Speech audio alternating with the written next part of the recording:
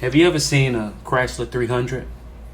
I mean, it's a beautiful vehicle. It has a big body, nice, straight, elegant lines, a big grille.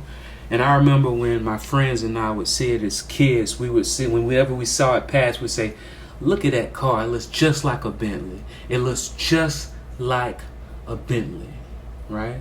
And then one day I got older and I was walking through this parking lot. And in this parking lot, not only did I see a Chrysler 300 and a Bentley parked right next to each other, they were both back then and they were both the same color.